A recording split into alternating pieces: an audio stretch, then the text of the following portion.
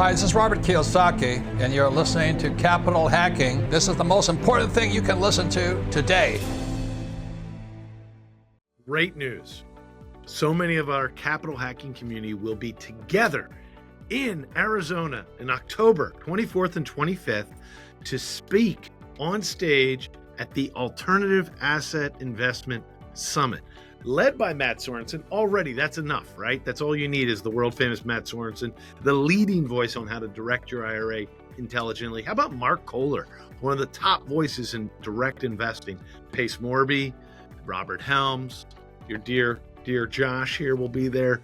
We're even trying to get Melanie there. So we'd love to have you join us. There's discount codes available for capital hacking listeners. Check out the show notes. Join us in Arizona. Here's the one. I have a dream. With great power comes great responsibility. I could do this all day. This is it. Don't get scared now. They may take our lives, but they'll never take our freedom. Cinderella's story out of nowhere. It's in the hole. That the only thing we have to fear is fear itself. Capital hacking begins in 3, 2, 1. Yeah, welcome back to the big show. Josh McCown here. Excited to be with you, John. Thanks for being with me and doing this great show together. Thank you, Josh. I'll tell you what, we have so much fun, and we had such a great guest in Clay Speakman. And I've been trying to get Clay on our show for quite some time, and things just weren't working out. But I'll tell you, if you want to be inspired, you have a guy here that had a great business, sold it, was completely out of shape, got into some of the most incredible shape you can in the world, and took on multiple day physical challenges. And he talks all about it, and he shares wisdom how you can learn to do this. Yeah, I mean, Clay is an inspiration. It's on the border of too much inspiration, almost overwhelmed. But this is the guy who's famous, you're right, for saying do hard things on purpose. And what a great omen as we try to make changes as we go into even a new year or just tomorrow. Tomorrow, we're allowed to make changes tonight. We're allowed to make changes tomorrow in our life. The things that we most know we are supposed to change. This show is here to help us get the mental capital to make that change. Let's go. John, are you serious? Did we really secure the world famous Clay Speakman here? Yes, we did. And I'll tell you what, Clay has one of the best quotes that he says all the time. I'm writing it down. And I love it. I love it. Do hard things on purpose. Do hard things on purpose.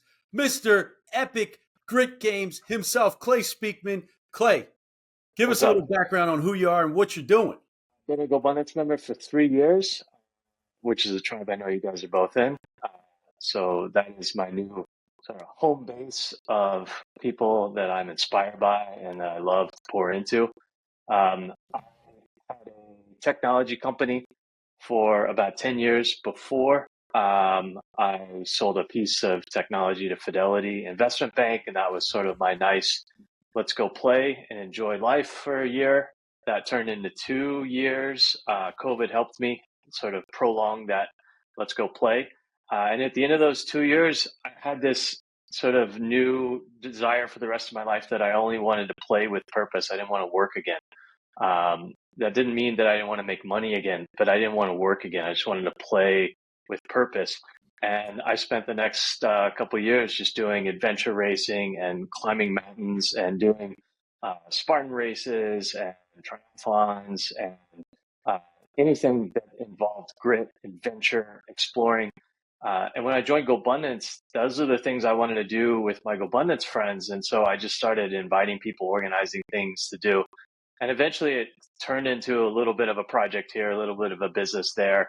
And I lead people through different levels of grit journeys, from like a 2-hour grit race to a 60-hour whole immersive experience where you're going to find out how tough you can really be.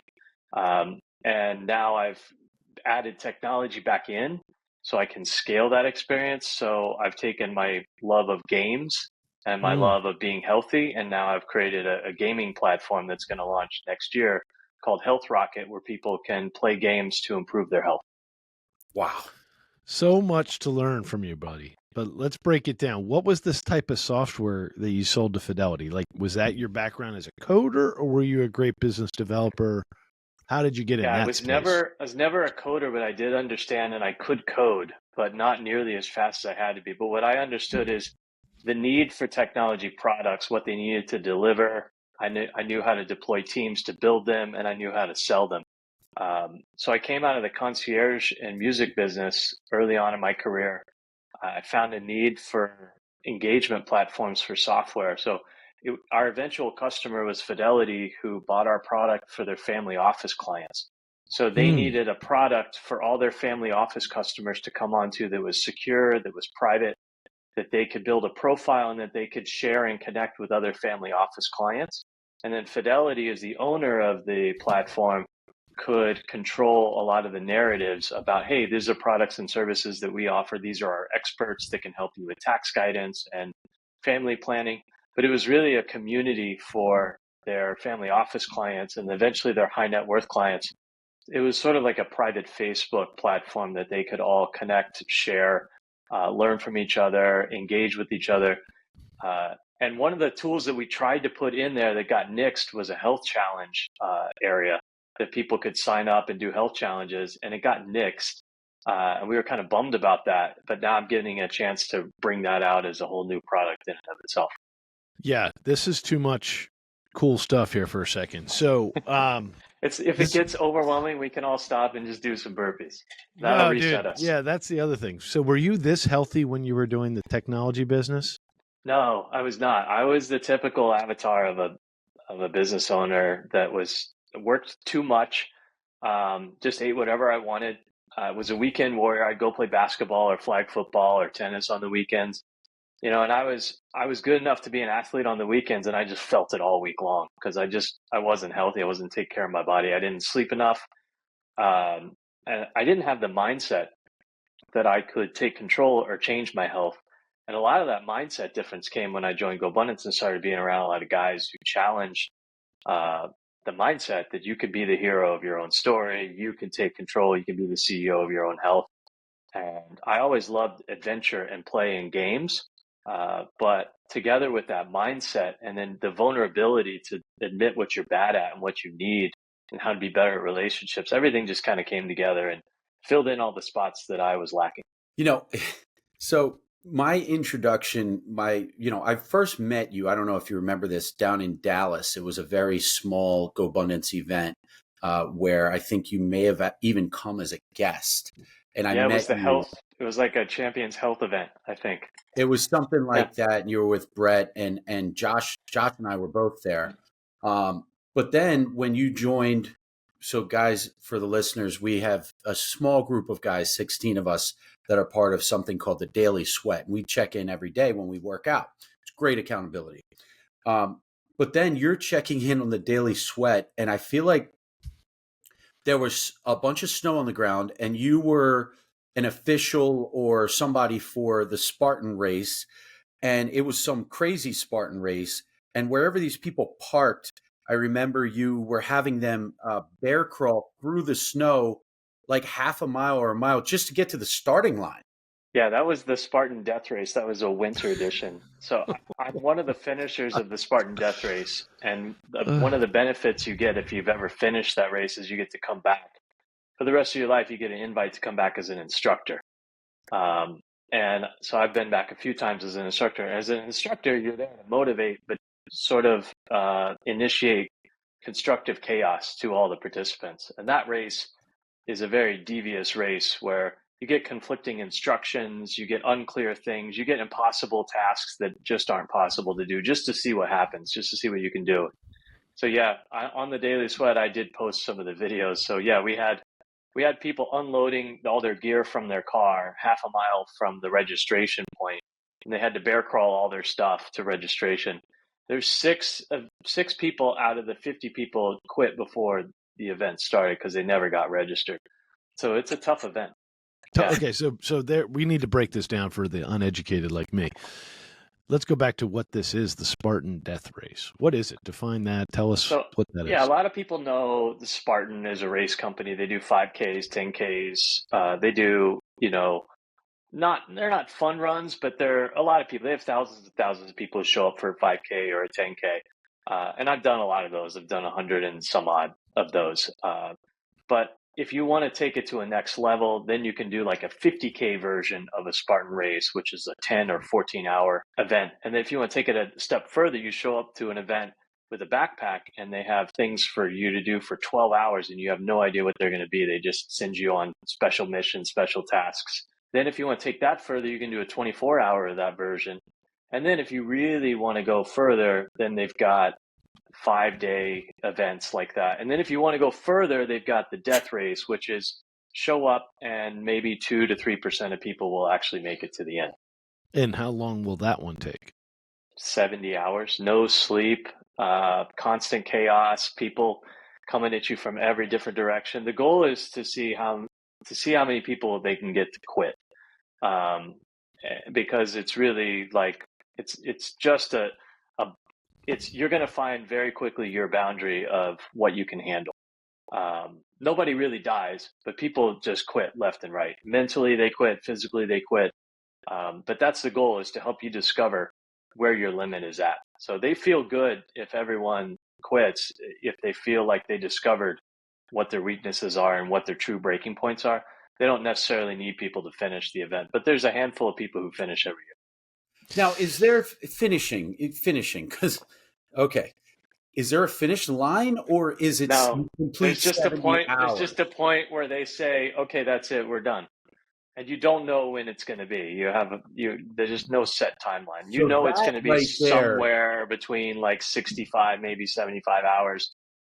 The hour before our finish, they were preparing to get the medics ready at the lake again, and somebody up on the mountain for when we fit. So they were planning a whole nother 6-hour segment just in the background for us to hear, so that some people would get overwhelmed by it, but they weren't ever planning on doing it. So even right before we finished, we thought we were getting ready for another 6 to 8 hours of stuff. Man, so that's the mental F, where you have no idea where you are in the race. You have no idea when it's going to end. I mean, that is... You kind of know. I mean, I read some of the signs. All of a sudden, all the instructors were gathered together at one place. There was an extra video and photography crew that wasn't there before. That, Joe DeSena and his wife were there. His wife's not usually that involved. So, I started to read the leaves. Like, I was pretty sure we were coming to an end, and I didn't really believe the BS about another segment going on and stuff like that. So I think you got to be looking for the tricks. You got to be looking for that kind of thing. But, yeah. Okay, I like how you just gave us a cheat code if we're going to get to day 5 or whatever. Well, I'm not doing any death race. But let's you gotta help me here a moment, because, by the way, we can hear every ice cling and. Hey, I got my cold brew. This is my afternoon cold brew. It's got some ice in it. It's got some half and half, no sugar, in case you wonder what I'm drinking. Yeah, so there you go. So we will hear that cling 7 more times. But let me ask you this. Why do people want to know where their limit is? And then the people that got to the point where they don't make it to where you made it, do they walk away satisfied, or do they feel angry for a long time? Or tell me what the feeling for you. You must feel accomplished. How about them? Yeah. So this was on my list of things that I decided I wanted to do for myself, and I wanted to finish. And the reason why it was important to me is I think I did it when I was probably, I think I was 38 or 39. I'm 47 now. No, so I must have been 40 or 41 about 5 years ago. I don't know. I'm bad at this math thing. So I did it because up until that point in my life, and it started about 5 years before, because I worked my way up to this 5 years of these types of events. I felt like I had just sort of shortcut hacked my way through everything, pretended my way through things, shortcut artist through things. And I think I just had an issue with, I didn't know if I really had what it took to do something truly, truly hard. And so these were my ways of testing myself. Could I really do these things? Was I really strong enough inside? Was I a real man? Did I have strength? And for me, this was just a journey, a long journey to try to see where my limits were. And what I was made of when it came down to it. For other people, I've seen people get upset, but then later on, they get fulfillment out of that. I've seen other people have gratitude right away for understanding where their weaknesses are and what they can improve on. A friend of mine who finished the same year I did, this was the year he finished. His first time was his 7th year in a row trying to finish this race. Wow.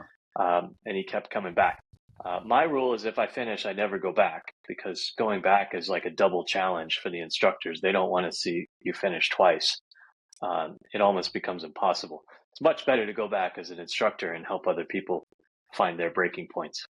And you know, I mean, there's something about this that seems so virtuous, right? The fact that do hard things on purpose. So it sounds a lot like that Ryan Holiday Stoic philosophy of the obstacle is the way. That we have to embrace the fact that it will be hard if this is something worthwhile. I don't know, man. I'm putting myself in the shoes of the listeners for a minute, and I'm thinking, man, obviously we admire you. Obviously, we wonder if we could do it. We're dealing with some self-doubt as listeners right now, and we're That's like, where man, it starts. That's where it starts. Yeah.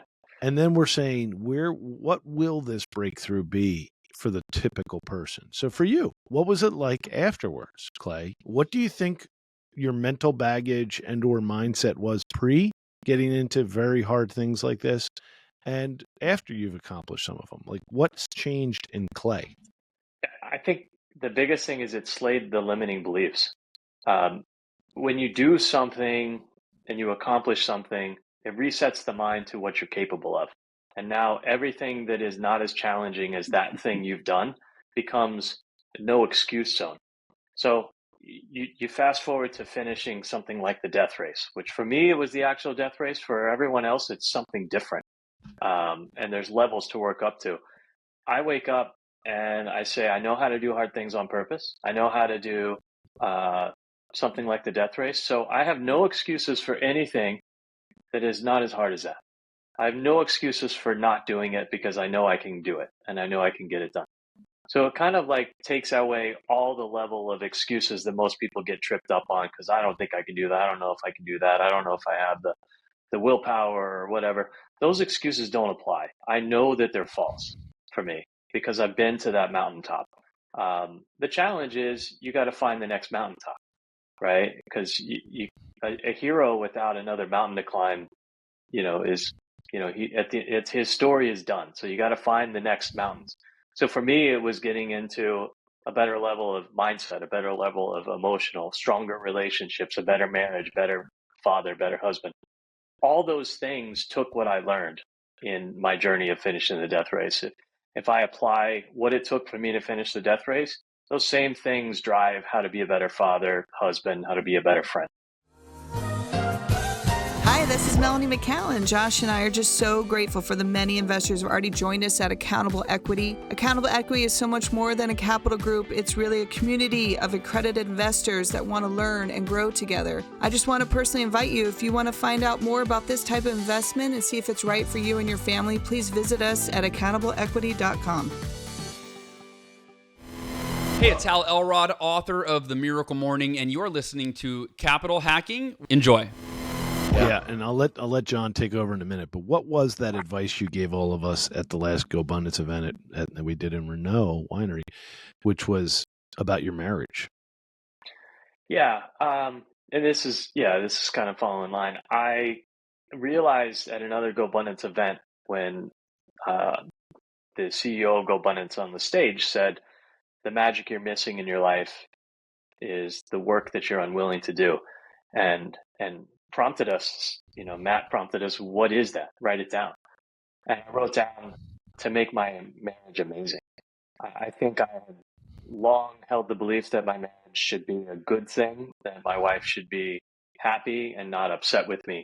And that was my target. That was my business plan for my marriage, right? Nobody invests in a company who has a business plan. Well, let's just be good enough so people aren't mad at us. No, we have these amazing goals for, I want to achieve this moonshot. I want to achieve this amazing thing nobody's ever done. And that wasn't my plan for my marriage. It wasn't to make my wife the happiest wife in the world, to make my marriage the most amazing relationship that the world had ever seen.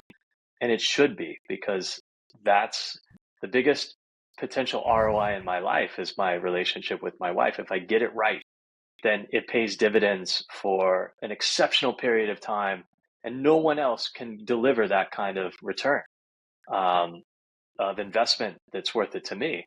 So I just had this realization, and I came back and I told my wife right away, and she was actually pleased to hear me say this to her, that my business plan had been, let's just be okay with each other and not great. So I had to reframe it over time, and that led to lots more conversations about how to improve it, how to reset the bar. Yeah, and I guess it kind of became, I don't want to say my marriage is my new death race, because that's a bad sound clip. I hope you guys don't put it as the leading sound clip. But it kind of became my new death race of what is it going to look like when I have an amazing marriage. Oh, And, I love you. and just to jump back to the death race, which I don't usually talk about it with people that much, right? But the number one factor in me finishing that event was to visualize myself finishing that event, what I felt like, what the story was going to be, who I was going to be after I finished it. So you can plug in anything in that space. And it became 6 months of every day visualizing that and thinking that way, to the point when I got to the race, I already felt like what I wanted to feel like when I had already finished it. And then my mind shifted from, we're not trying to finish this race, we're trying to not lose the feeling of finishing this race. I didn't want to lose the feeling of the person I had already visualized. That was so real to me. So now I'm trying to do that with my marriage, with my friendships, with my new businesses. I want to be the person who's already succeeded at it before I even start it, so that I already feel the success of doing it. And then I don't want to lose it. I don't want to mess that up. Wow. There's so much there. You articulated things so well, and you really impacted the room with your vulnerability in talking about your marriage. You said something that hit home for me, which was, I do enough so my wife's not mad at me. And I was like, I wonder how many days I do enough just so Christine's not mad at me. Like, you know, and that was such an interesting statement. I really took that and I've been running with it myself. You were talking about going through the death race and how now you can't avoid doing certain things because you know you can do them. Reminds me of David Goggins. He often talks about the cookie jar and the different things that he's been through. And when he's going through tough things, he, imagines himself reaching his hand in the cookie jar and pulling out those memories of things that he's done that are already really hard. And, it's interesting. I've done the stadium ones, and the biggest Spartan I did was the Spartan Beast, which I thought was pretty darn challenging because I'm not built for long distance or endurance. So me getting through that, and half of it, I'll be honest, is a mental game, because like there was like small paths through the woods. And since I did it in the afternoon, there was a log jam. So like it took us over 7 hours to complete, where I could have probably completed that thing in 4 hours. But the waiting was actually worse than the running and the obstacles. It was like waiting for people. So I can see how these challenges are really more mental, I think, than anything else. But let's talk about the concept of your grit games and what you're doing now. And I know you have investors involved, and a lot of guys are starting to become part of this Epic Grip Club community that you have. Sure.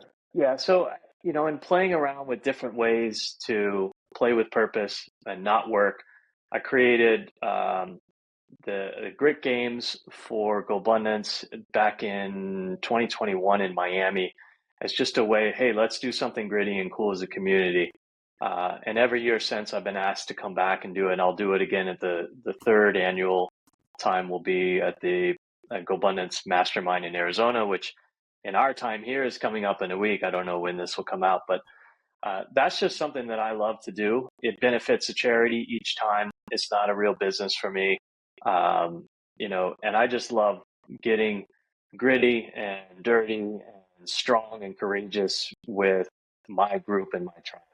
I love to do that. The Grit Club was started when a bunch of guys around me said, hey, you should do a membership program for people who want to work themselves up to something like a death race. But with a principle of business leadership, how do we get more out of it than just getting good at staying awake for 24 hours and carrying logs around? And I thought, that's an interesting concept because we're all trying to build businesses. We're trying to build dreams for our families. We're trying to challenge ourselves. And I had a friend I used to do events with, and every time we do an event, he would say, so what, now what? The so what doesn't matter. The now what is what matters. You did something, but the now what is all that matters because you have to change yourself in the future or what you did doesn't matter. I thought that's a good principle. And so I started applying that with doing a mastermind after we did something. So we do a Spartan race, we do a mastermind after. We do a 24-hour survival challenge, we do a mastermind after. And we prompt it with questions about what kind of work are you not doing at home you need to do? What are the issues in your business you're avoiding? And it's interesting. I've been in a lot of masterminds and they're all good. But when you beat people up and when you have people that are totally depleted and torn down, they break out into another level of vulnerability in these masterminds. And I've seen another level come through. So that's sort of my tool is grit in the beginning and then vulnerability at the end really opens people up. And then the health rocket concept is how do we scale a game that not just dozens of people can play, but thousands and tens of thousands of people can play. And some people aren't into grit, but most people desire a way to be healthier and a way to live a longer, healthy life. And I'm all underneath all the grit stuff is just let's be healthier. Let's be the hero of our own health journey. And so that's about sleep and nutrition and exercise and mindset. You don't have to be a grit junkie and do the death race to want a longer, healthier life and to live a longer, healthier life. So the idea with Health Rocket is let's just make a broad way for people to improve their health by playing games, by doing daily activities, by doing quests and challenges. And if your quests and challenges are around a food plan and swimming and going hang gliding, then you should go totally into that. Stuff I'm not going to do, but stuff you should do. And we're just going to gamify it to reward people for doing those things.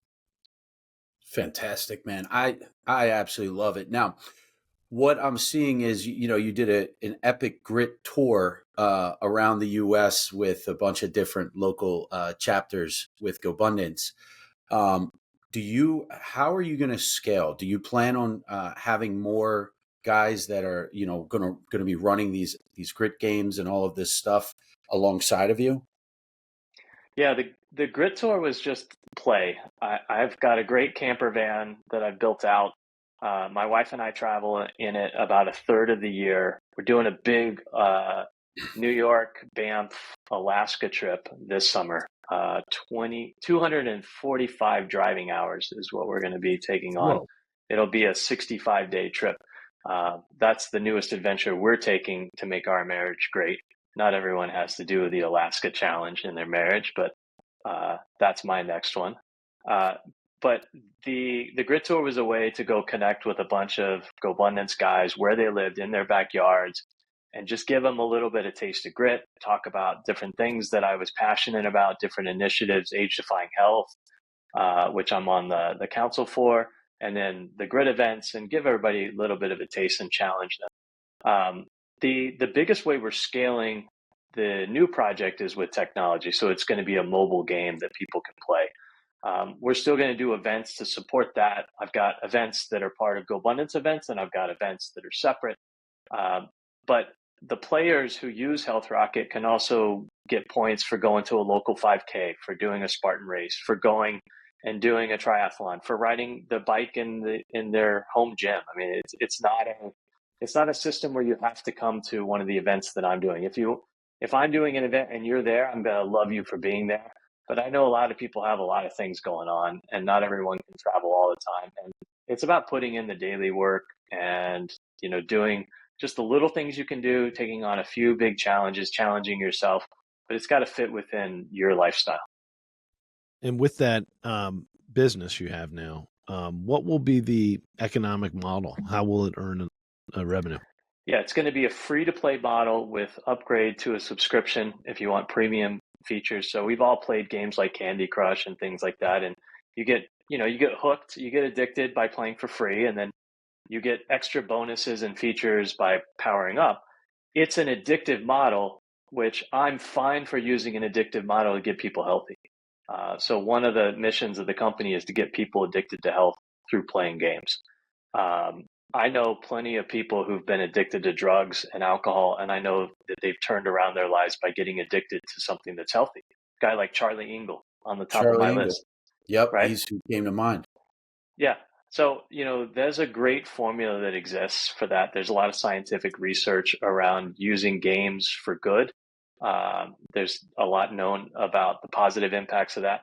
So that's our goal, is to do that. And then we'll help people find products and services that they want to buy. And we'll make a small percentage of the sale on that. And we'll help people find events that they want to do. So we'll become a marketplace for people who want to try things to have a healthier life. And I just wanted to, first of all, I just feel like so challenged here. And I feel like that's probably the purpose of the mission you're on. I want you to feel inspired and challenged to level up yourself. And we want to get you on the show again as the launch comes. When will that business, Health Rocket, and is there a URL? How do we show that to people now so they can get on a waiting list? Yeah, so healthrocket.life is the website. It is in beta mode right now. We've got a prototype that we're building. We've got a capital raise project. It hasn't been announced yet, but it's about a week away from being announced. And then we'll be beta testing starting early next year on the actual game itself. We appreciate you, brother. It's awesome. Thanks, Clay. Hey, thanks, guys. Appreciate it. Damn straight. We just got buddy. We got to the end of another great show. And everyone listening right now, you're the family and friends. Thanks for staying till the end. That was so fun. And hey, hit the like, hit subscribe. We're here to serve you guys. That's why we're doing this show. Josh is not paying me. I'm doing this off of my quote unquote sweat equity because we want to make a difference in your life. And then that ripple effect will continue to touch the world. Hey, amen, brother. Please check us out on capitalhacking.com, all the social media threads. And yes, I know you've probably already sent this episode to one of your best friends. Thank you. We love you. Just go right into your iPhone, hit the plus symbol. We'll talk to you later. See you next week. Share.